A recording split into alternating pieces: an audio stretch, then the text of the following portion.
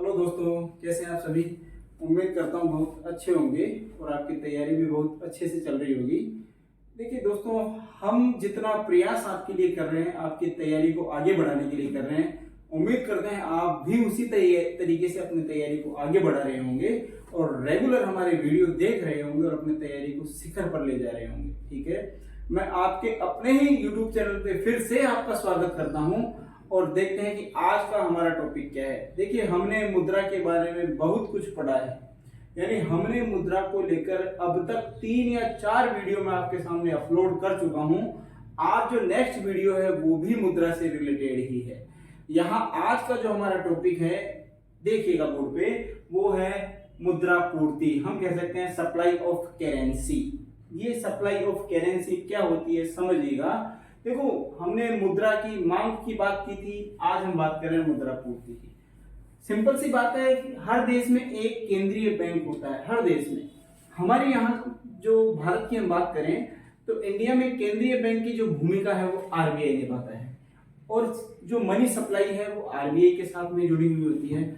अब यहाँ डेफिनेशन रूप में पहले हम इसकी परिभाषा को देख लेते हैं। ज्यादा बड़ी क्लास नहीं है, छोटा टॉपिक है लेकिन बड़ा इंपॉर्टेंट है। और यहाँ से ये जो मुद्रा पूर्ति के माप हैं, मुद्रा पूर्ति के जो मेजरमेंट होते हैं, यहाँ से लगभग सभी प्रतियोगी परीक्षाओं में प्रश्न पूछे जाते हैं अगर मुद्रा को वहां आपके सिलेबस में डाला गया है तो। ठीक है, तो बड़ा गौर से देखना है, लेकिन माइंड को हम कहें फ्री रखते हुए चलना है आपको, ताकि आपको आसानी से याद हो सके। ठीक है, देखिएगा मुद्रा पूर्ति यानी सप्लाई ऑफ करेंसी क्या होती है। देखिएगा, मुद्रा पूर्ति से अभिप्राय देश की जनता के पास उपलब्ध कुल मुद्रा से है जिसे वह आर्थिक क्रियाकलापों को चलाने के लिए विनिमय के माध्यम के रूप में प्रयोग कर सकती है। देखिए, सिंपल सी बात है, इतना ही आपको समझना है कि देश की जो जनता है उस जनता के पास कुल मुद्रा कितनी है, कुल मुद्रा कितनी है जिसका वह उपयोग अपने जो विनिमय होता है, हम कह सकते हैं द मीडियम ऑफ एक्सचेंज के रूप में प्रयोग कर सकती है। उसी मात्रा को हम कहेंगे मुद्रा पूर्ति। मुद्रा पूर्ति कहने का तात्पर्य यही है कि देश की जनता के पास कुल मुद्रा कितनी है, उसी की माप जो होगी वो मुद्रा पूर्ति कहलाएगी। सिंपल है, बहुत सिंपल है। देखिएगा, नेक्स्ट लिखा हुआ है मुद्रा पूर्ति एक स्टॉक अवधारणा है। यहाँ दो चीज होती हैं, अवधारणाएं दो तरीके की होती हैं, थोड़ा गौर कीजिएगा। एक होती है स्टॉक और एक होती है प्रवाह। स्टॉक और प्रवाह, ओके, नाम से स्पष्ट हो जाती है दोनों। स्टॉक का मतलब होता है कि इसकी गणना एक समय बिंदु पर होती है, एक समय बिंदु पर। हम ये कह सकते हैं कि जिस किसी मात्रा की गणना हम एक निश्चित समय बिंदु को लेकर करते हो, दैट इज स्टॉक। यानी यहाँ स्टॉक का मतलब होता है कुल संपूर्ण मात्रा से, संपूर्ण मात्रा से। प्रवाह का मतलब होता है कि यहाँ हम एक निश्चित समय बिंदु ना लेकर एक समय अवधि लेते हैं, समय अवधि, ओके। यानी जब हम प्रवाह की बात करते हैं तो हमारा प्रवाह से संबंध होता है एक समय अवधि से, समय अवधि से। जैसे हम ये कहें सुबह 2 बजे, या हम ये कहें सुबह 8 बजे से लेकर रात्रि 8 बजे तक, रात्रि 8 PM तक, 8 AM से लेकर 8 PM तक ये अवधि है। और अगर हम स्टॉक की बात करें तो हम ये कह सकते हैं कि दोपहर 3 बजे, ओके। तो यहाँ देखिए, यहाँ एक समय बिंदु है और यहाँ क्या है, एक अवधि है। जब प्रवाह की बात आती है तो उसका संबंध समय अवधि से होता है, और जब स्टॉक की बात आती है तो एक समय बिंदु से होता है। तो हम ये कह सकते हैं जो मनी सप्लाई है, जो सप्लाई ऑफ करेंसी है, वो कैसी अवधारणा है, वो एक स्टॉक अवधारणा है। और यहाँ क्वेश्चंस भी पूछ लिए जाते हैं कि मुद्रा पूर्ति है स्टॉक अवधारणा, हम कह सकते हैं प्रवाह अवधारणा, या इनमें से कोई नहीं, या दोनों। तो दैट इज स्टॉक। जो मनी सप्लाई है वो एक स्टॉक अवधारणा है मेरे दोस्तों, ध्यान रखिएगा। हम कह रहे हैं किसी देश की मुद्रा पूर्ति में मुख्यतः 2 अंश होते हैं, यानी हम ये कह सकते हैं कि मुद्रा पूर्ति के 2 हिस्से होते हैं। किसी भी देश की मुद्रा पूर्ति के प्रॉपरली 2 हिस्से होते हैं, 2 अंश होते हैं। कौन कौन से होते हैं, ध्यान दीजिएगा। जनता के पास कुल मुद्रा, जनता के पास होल करेंसी, यानी यहां हमने कहा कि देश में मुद्रा पूर्ति के दो मुख्य अंश होते हैं। पहला है जनता के पास कुल मुद्रा कितनी है, जनता के पास कुल करेंसी कितनी है, और दूसरी है जनता की मांग जमाएं। देखो यहाँ कुल मुद्रा और मांग जमाओं में अंतर है। ये जो मांग जमाएं होती हैं ये बैंकों के पास जमा होती हैं। एक तो बैंकों में निवल का मतलब मैंने आपको बताया था, जब नेशनल इनकम हम पढ़ रहे थे तो मैंने कहा था कि निवल का मतलब होता है नेट, शुद्ध नेट, ओके, निवल। तो बैंकों के पास जनता की कुल कितनी मांग जमाएं हैं, मांग जमाओं से मतलब होता है जो जनता किसी भी समय बैंक से वापस ले सकती है और बैंक उन्हें ये लौटाना जरूरी होता है, ऐसी जमाओं को हम मांग जमाएं कहते हैं। और उसी तरीके से दूसरा है रिजर्व बैंक के पास अन्य जमाएं, यानी हमने कहा कि किसी देश की मुद्रा पूर्ति के दो मुख्य हिस्से हैं, दो मुख्य अंश हैं। कौन कौन से हैं? जनता के पास कुल मुद्रा यानी होल करेंसी ऑफ, हम कह सकते हैं पब्लिक, ओके। दूसरा हम कह सकते हैं जनता के पास मांग जमाएं, जिनमें मांग जमाओं में दो हिस्से हैं। बैंकों के पास निवल मांग जमाएं, निवल से होता है नेट, और दूसरा है रिजर्व बैंक के पास अन्य जमाएं, रिजर्व बैंक के पास अन्य जमाएं। ध्यान दीजिएगा, ये तो थे क्या मुद्रा पूर्ति के हम कह सकते हैं दो मुख्य हिस्से, दो मुख्य अंश। अब देखिए प्यारे दोस्तों, हम एक जो महत्वपूर्ण अवधारणा है जिसकी हम चर्चा करने वाले हैं वो है मुद्रा पूर्ति के माप। हम ये कह सकते हैं मेजर्स ऑफ करेंसी, ठीक है, मेजरमेंट ऑफ करेंसी कह दीजिए, मेजर्स ऑफ करेंसी कह दीजिए, बात एक ही है। देखो वर्ष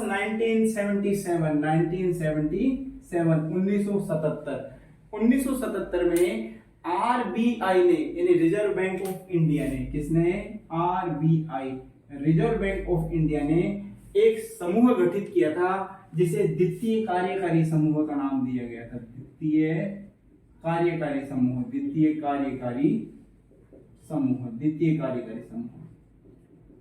इस द्वितीय कार्यकारी समूह ने क्या किया? 1977 में मुद्रा पूर्ति के 4 माप जारी किए।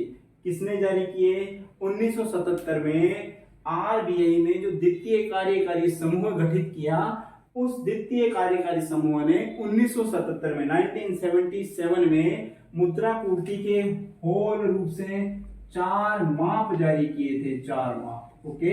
यानी कितने मेजरमेंट के कितने तरीके जारी किए? 4। अब वो तरीके कौन कौन से होते हैं जिनकी हम चर्चा करेंगे, और यहां से प्रश्न 100% पूछा ही जाता है हर एग्जाम में, ध्यान दीजिएगा। पहला जो मेजरमेंट है मुद्रा पूर्ति का वो है M1, उसे M1 के नाम से जाना जाता है, M1। अब ये दोस्तों M1 क्या होती है, थोड़ा गौर कीजिएगा। M1 में क्या क्या शामिल होता है, आपके सामने जैसा लिखा हुआ है, M1 बराबर जनता के पास मुद्रा व सिक्के, यानी जनता के पास जितनी करेंसी है, जितने भी करेंसी है जनता के पास, हम इसे एक सूत्र रूप में कहें तो CU, करेंसी, जितनी भी करेंसी है जनता के पास वो M1 में शामिल होती है। और साथ में बैंकों के पास नगद जमा, जनता देखिए अपने पास तो पैसा रखती ही है, साथ में बैंकों के पास भी अपना पैसा जमा के रूप में रखती है। नगद जमा कह सकते हैं आप इसे मांग जमा कह सकते हैं, ओके।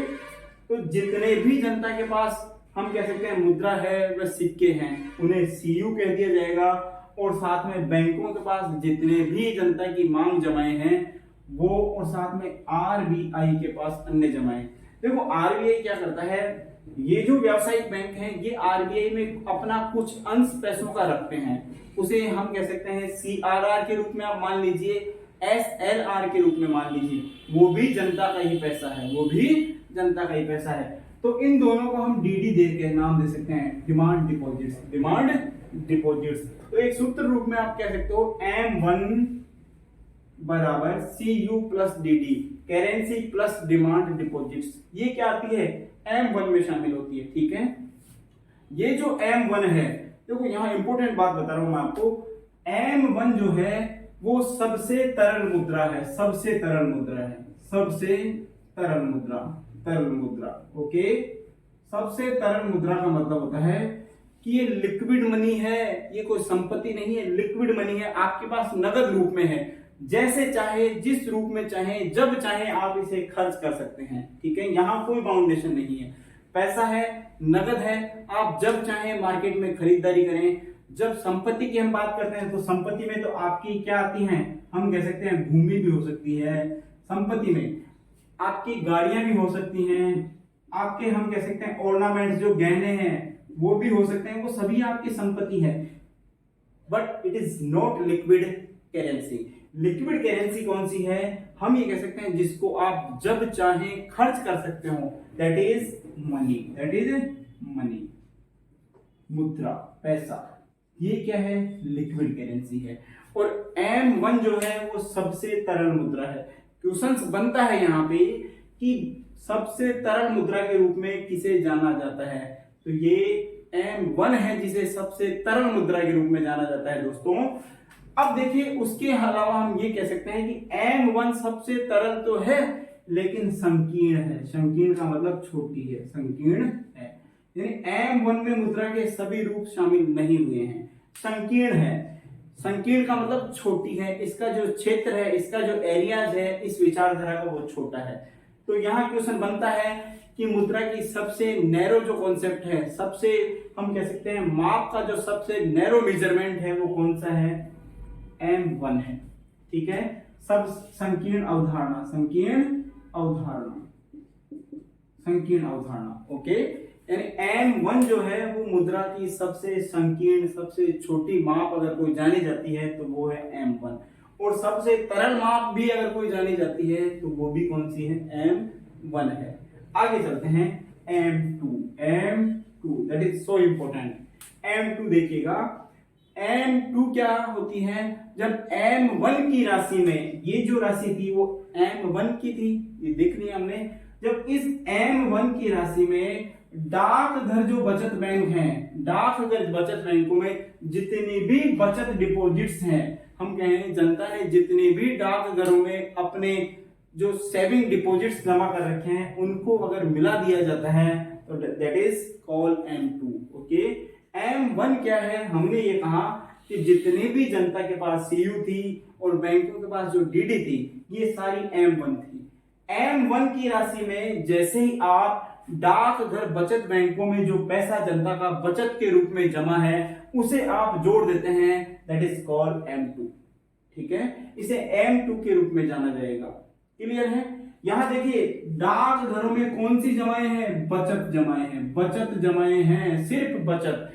डिमांड डिपॉजिट्स नहीं आ रही हैं, सिर्फ कौन सी आ रही है, सेविंग डिपॉजिट्स आ रही हैं। तो यहां इस पर फोकस करना है। आपको अटकाने के लिए हो सकता है एग्जामिनर यहाँ बचत जमाएं ना देकर क्या दे दे, मांग जमाएं। और क्वेश्चन यहाँ कैसे पूछा जाता है कि M2 में किसे शामिल किया जाता है, और ये आपके सामने ऑप्शन के रूप में दे दिया जाता है। ठीक है, तो आपको पहचानना है कि M1 में जैसे ही आप डाकघर बचत बैंकों में जो बचत जमाएं जनता ने जमा कर रखी हैं उन्हें आप जोड़ देते हैं तो ये क्या बन जाएगी, M2 बन जाएगी। सिंपल, ठीक है। यहां आपको M3 पे फिर से गौर करना है, जैसे आपने M1 पे फोकस किया था और वैसे ही आप M3 पे काफी गौर करना है, आपको ध्यान दीजिएगा। M1 जो है, देखो हर बार M1 आ रही है, M2 में भी हमने जो राशि निकाली वो M1 में जोड़कर ही निकाली, M3 में भी क्या करेंगे, M1 में कुछ अतिरिक्त राशियां जोड़कर हम M3 निकाल लेंगे।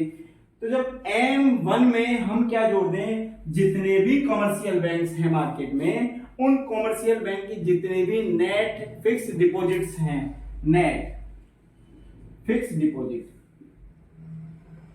जितने भी फिक्स डिपॉजिट्स हैं उनको जैसे ही आप जोड़ देंगे तो क्या आ जाएगी, M3 आ जाएगी। हमने यहाँ बचत जमाएं जोड़ी थी और वो भी कौन से बैंकों की, डाकघर बचत बैंकों की। अब देखिए जितने भी कमर्शियल बैंक हैं मार्केट में, जितने भी व्यावसायिक बैंक आपको नजर आते हैं, उन व्यावसायिक बैंकों की जितने भी नेट फिक्स डिपॉजिट्स है जो जनता ने वहां जमा करवा रखी है, उसको आप जैसे ही जोड़ते हैं M1 में, that is M3, that is M3। ठीक है, फिर से एक बार समझा देता हूं कि M3 कैसे बनेगी। आपने M1 की जो राशि आपने पता की है, उस M1 की राशि में जितने भी कमर्शियल बैंक मार्केट में हैं उन सभी ने जो फिक्स डिपॉजिट कर रखे हैं, फिक्स का मतलब होता है सावधि जमा। देखो जमाएं दो तरीके की थी, हम कह सकते हैं मांग जमाएं और सावधि जमाएं।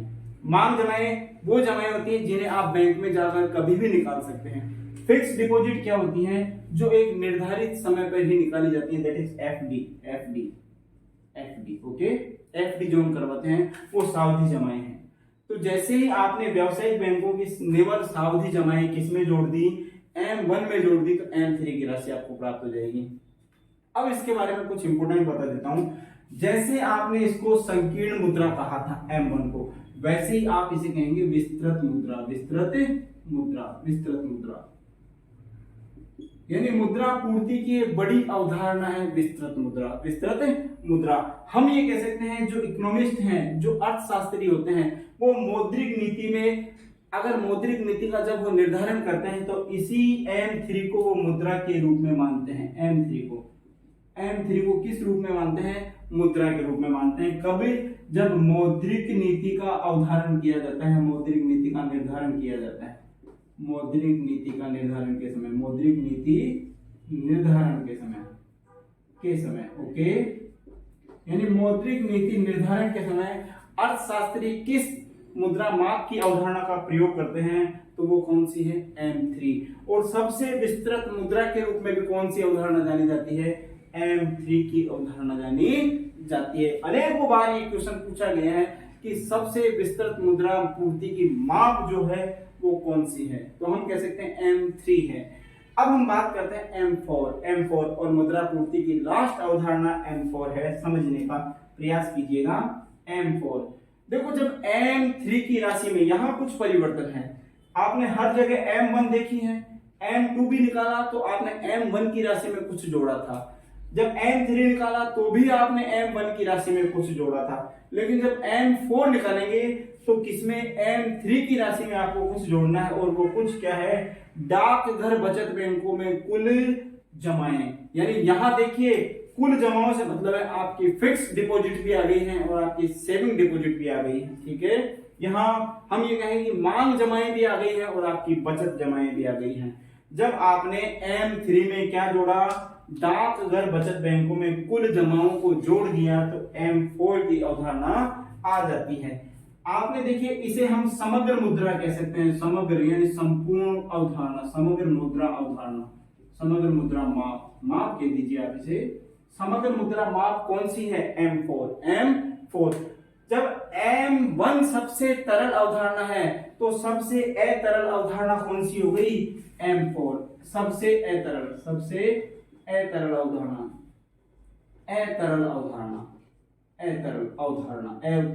सबसे अतरल धारणा कह दीजिए, अवधारणा कह दीजिए। तो M4 की जो राशि है वो सबसे कम तरल होती है, सबसे कम कह सकते हैं, सबसे कम तरल कह दो, अतरल ना लिखे आप, मैं ये कह देता हूं सबसे कम तरल, ओके, क्योंकि आप समझेंगे थोड़ा मिस्टेक हो जाएगा। सबसे कम तरल, सबसे अधिक तरल कौन सी थी, हम ये कह सकते हैं M1, और सबसे कम तरल कौन सी है, M4। कम तरल का मतलब होता है ये आपके पास लिक्विड रूप में नहीं होती है, M4। तो ये कुछ अवधारणाएं थी जिनको हमने बड़े ही आसान तरीके से समझ लिया है। बी कंटिन्यू, बी रेगुलर, अपने तैयारी को शिखर पर पहुंचाइए दोस्तों। Thank you.